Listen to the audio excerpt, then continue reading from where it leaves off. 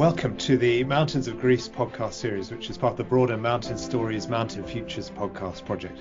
These interviews follow up on our recent Mountains of Greece conference held at the British School at Athens in October 2025. The goal of the project is to explore a wide range of stories from people working on different aspects of mountain heritage in Greece. That involves thinking about the past, but also thinking about the future. How can we find new ways of engaging with history, heritage and conservation in the mountain landscapes of Greece? How can we ensure a sustainable approach to environmental and cultural preservation? I'm Jason König from the University of St Andrews. It's a great pleasure to welcome today Faidon Moudopoulos-Athanasiou. Faidon was actually co-organizer for our conference in Athens in October last year, and he's going to be joining some of these podcasts as co-interviewer. But for today, we're going to be turning the tables and asking Faidon to tell his story. Faidon is a landscape archaeologist, although as we'll see, that title doesn't really do justice to the huge range of Faidon's interests.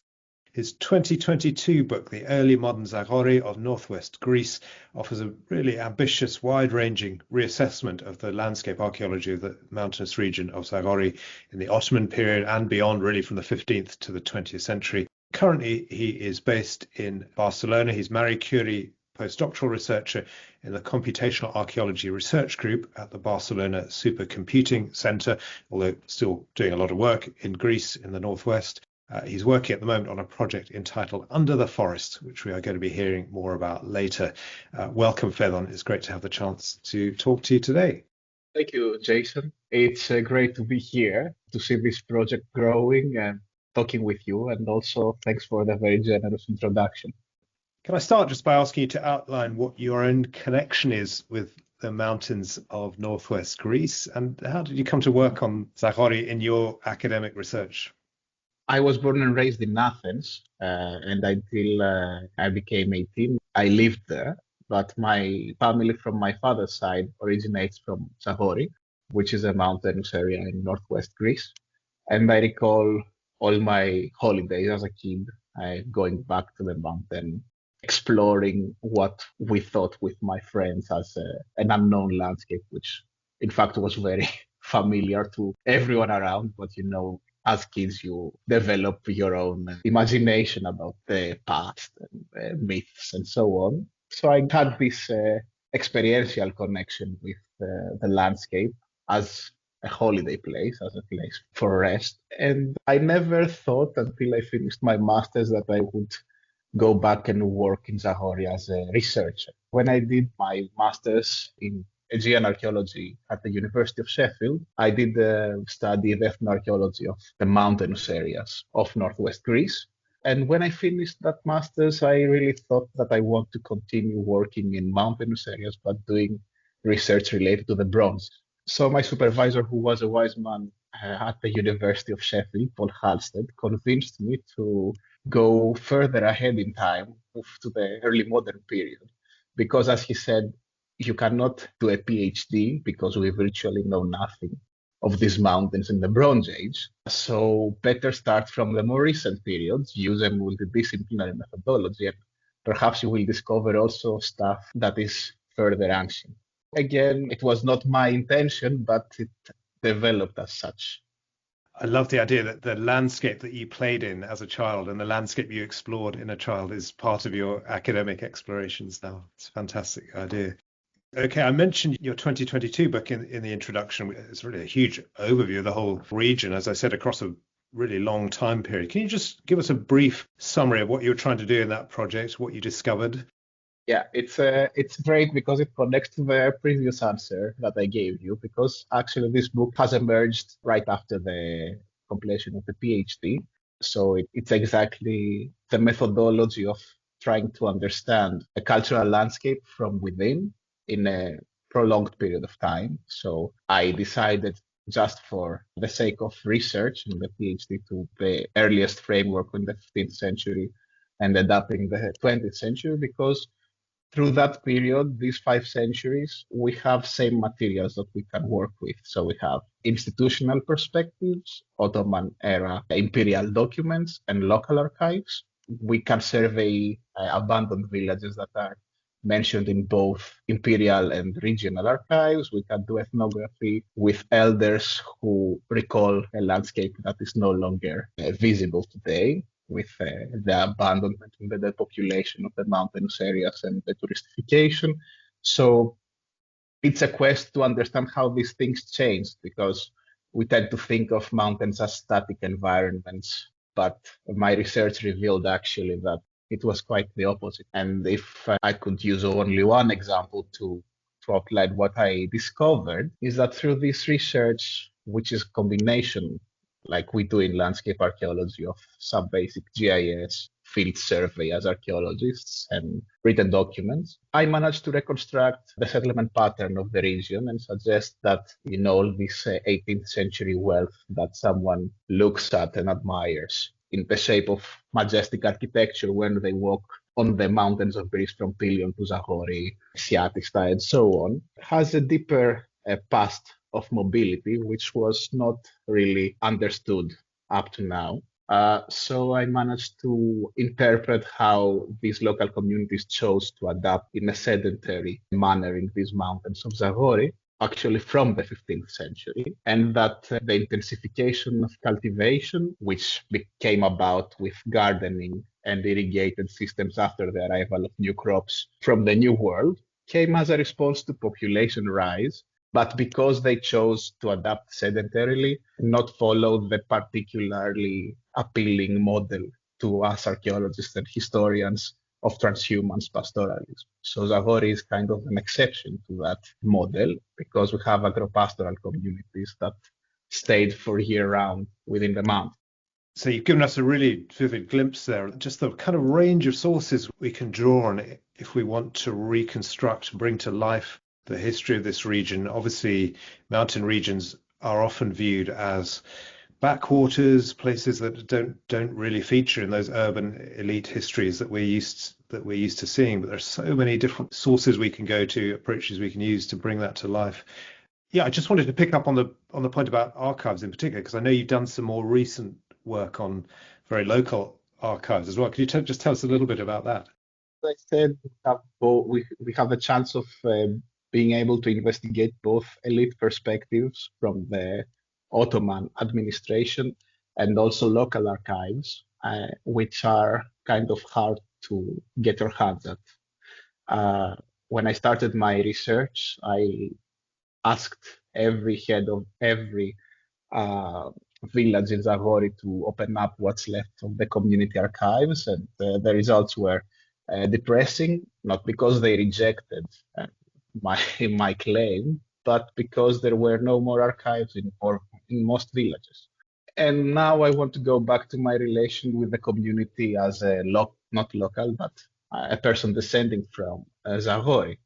Back in, I think it was 2016, before I started my PhD, the Aristi Youth Club discovered, or rediscovered rather, the community archive, which was dumped in the basement of the school in very poor conditions by accident, because we were trying to remove from that basement the equipment for the local festival.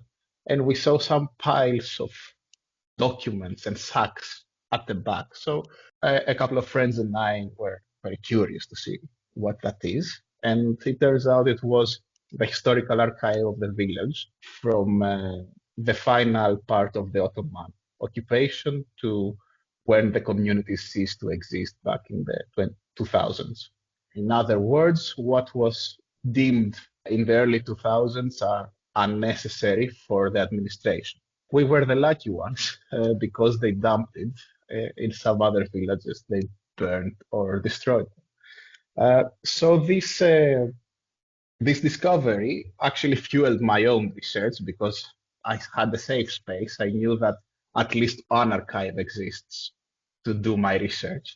But of course, this is a huge endeavor, and you can't do it yourself, because you need to start archiving it and so on.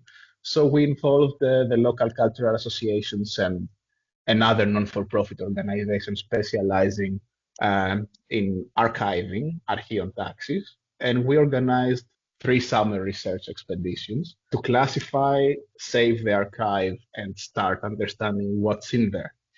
In these three endeavors, there were researchers who worked with us, but also students from the universities of Crete and West Attica who did their kind of placement with us. So it was an effort to revitalize the archive, but also bring new energy to the village that has only 16 inhabitants year round and start caring about this heritage again, not only for specialized knowledge, as was obviously my interest, but also as a relic of the past that is very useful also to the present of the community, but also for researchers more broadly.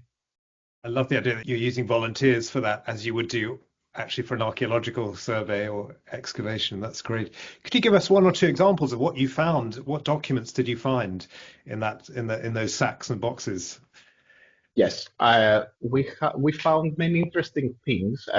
For the broader public, it might be interesting to state that we have early maps from the late 19th century of the world or of Epirus. We have a selection of posters and, of course, less visual material like community leases of summer pastures to transhuman pastoralists, and a lot of documents related to environmental histories of, for example, the effort of the community to hire engineers and dry out lake in order to create more agricultural space and more boring bureaucratic things.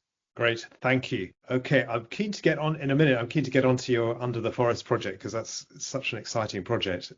I'll just spend plenty of time on that. But before we do that, I wonder if you might be willing to say a little bit very briefly about the work you've done with the Boulouki Collective on their various architecture projects in northwest Greece. We're going to be doing a recording later in this series where Faidon is actually going to join as co-interviewer, and we're going to be talking to some colleagues from Boulouki. So I don't want to anticipate that in great detail today, but it'd be great just to have a very quick snapshot of some of the work you've done with them. I have been involved in some of Boulouki's projects in the mountains. And Boulouki is a research collective investing resources and research in the traditional crafts like dry stone masonry or the production of lime and so on. And my relationship with them started right after the team was formed. And my selfish question, which I tried to answer through collaborating with Boulouki, was actually to explore the negative effect of what I was researching. I was researching ruination, so I was discovering piles of rubble that I was thinking they might have been houses at some point, or I was finding ruins of 17th century houses that were built with dry stone. There were no mortars back then in the mountains. So I was studying this sort of ruination, and I thought that by studying the opposite in a collaborative workshop in Aristi, to restore ancient cobbled pathway to fill its gaps, I would understand how is the process of building something, and maybe this would open further insights to the study of ruination. And in fact, it's very funny because from the first day at the site, my academic questions about ruination and whether some of these piles of rubble that I was interpreting always as clearance cairns were actually revealed to me as rubbles of collapsed dry stone houses. It was just a revelation, like a very easy one to make within the context of such a workshop. So then I kept working with Boulouki, and further questions arise about environmental impact of such constructions, technical and as well as cultural heritage aspects, and as well as working with communities. But I think this will be discussed in the podcast of Boulouki, so perhaps we must reiterate our listeners to that one. Great, thanks. Yeah, we better resist the temptation to say more, but that gives us a really nice little advance taster of that conversation we will be having with them soon. Let's talk about Under the Forest. Could you start just by telling us what the project is, really? What are you trying to do? What are the challenges? This is a Marie-Curie project, which I am implementing in the Barcelona Supercomputing Center. This might sound strange to our listeners, so I should clarify that within the Supercomputing Center, there is a faculty of computational social sciences and humanities. And within that, as you mentioned in the introduction, there is the Computational Archaeology Group, which mostly houses landscape archaeologists because we use some computational methods in our approaches. Within this framework, I'm researching the heritage that lies under the forests of Zagori. We should clarify that these are mostly regrown forests due to the abandonment of the early modern communities which fled after the World War and the Civil War, either abroad as migrants or in the cities, in the big trends of urbanization already from the 50s, but mainly in the 60s. And this gap in the population and the local economies led to a retreat of human activity and to a prolonged forestation, which was not managed by the state. So it's naturally regrown forest. This forestation covered all human activity in the landscape, from man-made structures as abandoned villages or even more agricultural remains and pastoral remains, and also pathways. And these are not visible today, and they cannot be appreciated or understood as a whole by the visitors or the academics. So the main goal of my project was to build up on my PhD and make a cultural mapping of all the heritage that lies under this forest to understand landscape change through time with the aid of new technologies such as LiDAR. So the aim was to fly a LiDAR which has the ability to penetrate forest and produce digital surface models that actually highlight man-made or other structures, use some basic algorithms to highlight these structures, and actually from desk-based positions to interpret most of it, and then go to the sites and verify what this digital model suggests. So for example, there might be something that looks like an ancient wall. You then go there and do a basic survey and realize if the algorithm is right, pointing something to you or not. So this was the main goal. As far as the challenges go, I won't burden you with many things. I want just to point out that Greece is the only country in the EU that has no LiDAR open access available for researchers, which makes budgeting an insurmountable challenge. It's really interesting to hear that. Doing archaeology in the mountains is not easy. That's one of the messages we've been getting from other interviews too, in all sorts of different ways. Even for a project like this, where you're not necessarily up in the high mountains, the high peaks, it's still a really painstaking and, as you said, expensive process there. Okay, so you've talked there a little bit about some of the remote sensing technologies you're using, but you're also combining that with more traditional archaeological methods. Is that right?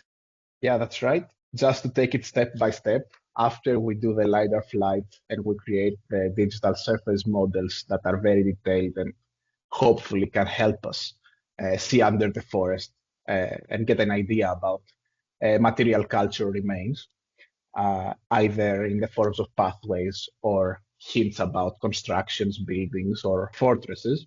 We apply an algorithm which is called the multi-scale relief model, which actually highlights these potential sites in color coding. So we get a heat map actually of potential sites and percentage of likelihood.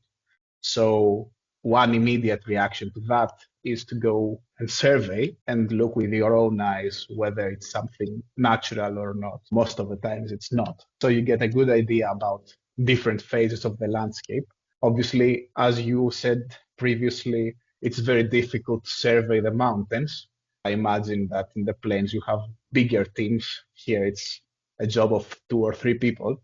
So yes, landscape survey follows the desk-based assessment of the LiDAR. And also sometimes we might even engage with test pits in order to get some datings for the sites, in order to establish a relative chronology of the different sites we are discovering. Either they are pastoral or agricultural or inhabited spaces. So this is one package of work.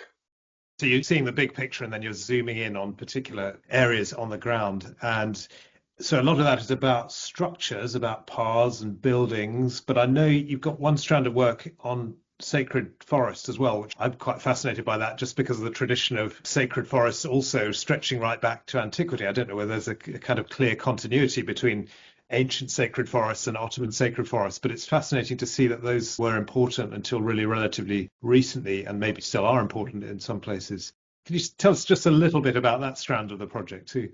Well, sacred forests are a very interesting case from northwest Greece in the regions of Zagori and Konica, but this is a transborder phenomenon. So we have sacred forests, similar structures in Albania, as far as we know, in some areas. And it's a tradition coming from the Ottoman era.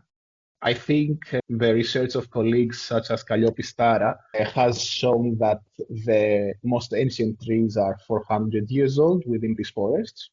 It's a sharp contrast between these ancient forests and the regenerated woodlands that I talked about briefly earlier. And these were very interesting communal adaptations through which we can see religion as a player, as an actor in the managing of the commons. Because unlike what we might think if we look at the map of Zagori today, or an aerial image of Zagori today, which is all green, we have to imagine that up to the 1950s, the green patches would have been limited and the cultivated areas would have been occupying most of the midlands, let's say, and then you would have the pastures in the uplands. So a totally different image than what we see today. And these forests are protected by the communities up to the present, although today it's kind of metaphysical because for someone who doesn't know the limits of these forests and is ignorant of the internal processes of the landscape, he wouldn't be able to say, okay, here we have an ancient forest and 100 meters later, a young regenerated forest. So yes, it's very interesting that even the younger generations of kids that grew in the cities like myself, in some villages have this attachment to these forests, although they never lived in the previous landscape where the forest was a separate entity. We're so used to thinking about deforestation as a problem in mountain areas. It's really interesting to think about the growth of new forests actually as a problem for preservation of cultural heritage. Yes, indeed. And I think it's a matter of perspective. In Zagori, if you look at the advertisements of most hotels, you would see a narrative that is come and enjoy the beautiful villages within a sea of nature, which was never the case in the past. So if we try to put another hat on and look at that landscape through a more local perspective, we would start discerning all these patterns that I was talking before. But of course, as an archaeologist or as a historian, you cannot say 100% that one natural development is a problem and another one is not. So what I've learned from working with colleagues, because these questions and landscape archaeology as a method is interdisciplinary, is that not all forests are the same. And if we dig a bit deeper in the local language, in the Greek language, forest is dasos. But dasos as a Greek word never existed in the dialect of the locals. They had other words that are reminiscent to woodland, which is very different. Forest is somehow state managed and so protected and so on. But this notion never existed in the historical periods, as far as we know. And in order to help me understand what is this thread, apart from literature from other Mediterranean mountains that are alerting us of potential wildfires due to this afforestation because of the composition of these forests, what I tried to do was to create, as a byproduct of my PhD, another discussion. I invited 18 scholars from different disciplines who worked in Zagori through a grant from the AHRC while I was a PhD student, to offer a piece of reflection targeting locals. So all papers were not written in scientific language, but they were explaining a problem. So I invited foresters, cultural biologists, archaeologists, historians, and anthropologists, as well as local stakeholders, to reflect on some issues about the landscape from their own academic perspective. And there, the forester of the group described the change from the 1980s onwards, which was his experience, all these years working with the landscape. And he was actually the one arguing that we will, at some point, touch wood, have a fire that will evolve into a mega fire because of the way we haven't managed this afforestation. And this, according to his perspective as well, is the product of the diminishing primary sector of the economy, namely the absence of any sheep or goats by law in these villages, because this landscape was then framed as a national park and all herders had to migrate to the plains, to the lowlands, and also the absence of agriculture. So nothing productive replaced those activities, not even logging. So in this sense, this is an unmanaged area, as I interpret this argument, that will cause us problems if we don't do anything else. So we cannot say that because Zagori is green, it's comparable to the Schwarzwald in Germany or the forests of Patagonia, which we have seen devastating images in the past days. But if we don't act again, we might face similar problems. So yeah, actually it's then reforestation as a problem, not just in cultural terms, but also in conservation terms. If I may add also that my project started as identifying this heritage that is lost under this young forest. But actually, through the same remote sensing techniques, we can identify different values in the forest. And these different values in the forest are also identified by biologists who argue that, for example, the sacred forests that you mentioned earlier are huge biodiversity reserves. They create different habitats for different flora and fauna, while newer forest actually is a problem because, for example, the vultures used to hunt for prey in the open spaces of the fields. Now they don't have any habitat to prey on and they leave. So it's a complex issue that as a landscape archaeologist, I can see on the map, but only if we collaborate with different scholars from the natural sciences, we can get a bigger narrative out that would be sound scientifically and not only empirically driven, let's say. And in this way, I have been trying to collaborate with many other people from different disciplines. Great. Yeah, we're starting to talk there about the way in which Zagori as a region is tied up with the way it presents itself to the world, the way in which it's tied up with bigger challenges. So just a couple of very quick questions to finish on that area. First is just about the recent bid for UNESCO recognition of Zagori as a World Heritage Site. I think you've been involved in, Faidon. Any chance you could tell us just a little bit about that, what that process involved, please? My involvement started when I was halfway through my PhD.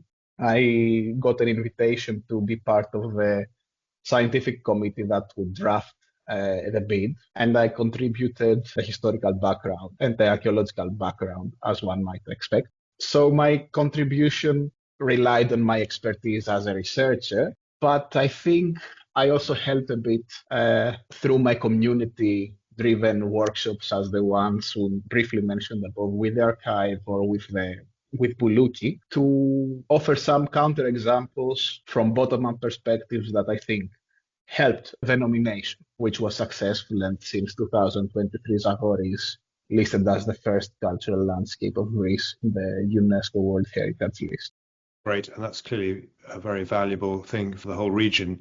And then finally, just really a question about future challenges. It's something we've been talking about in all of these interviews, really. What do you feel are the biggest challenges facing mountain communities in Greece? What can we do to help? And particularly, what difference does heritage make? How can giving attention to mountain heritage make a difference to that, both within your own work and more broadly?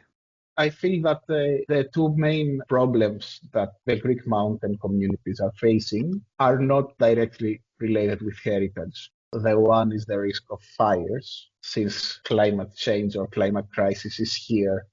And, this image I portrayed is not only in Zagori, but it's very indicative when you ask a local, what do you see in this landscape around?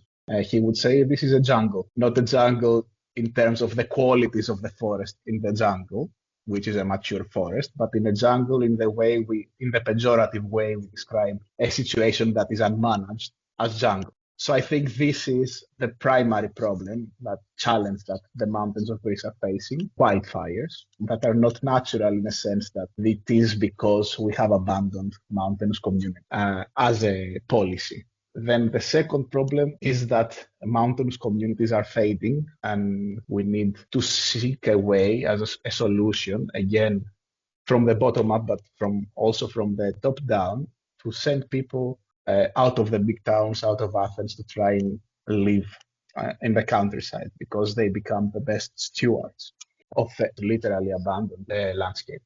So in terms of heritage, one example from Zagori would be to try and increase cultural paths. I know we have been talking with Faidon Moudopoulos in other interviews. Our idea also as cultural association is to open up old paths that would allow visitors to stay more in the village, create cyclical routes that start from one point and then to another village or to the same, in order to get past the mass tourism with cars that go only to sightseeing in the highlights, the Instagrammable places, and spend more quality time engaging with the landscape. Because this way, tour guides have an incentive to stay in the mountains for prolonged periods. And my impression is that tourists will be interested in that as an activity that could create a sustainable niche segment within the tourist model that can actually work in favor of the whole area and the management.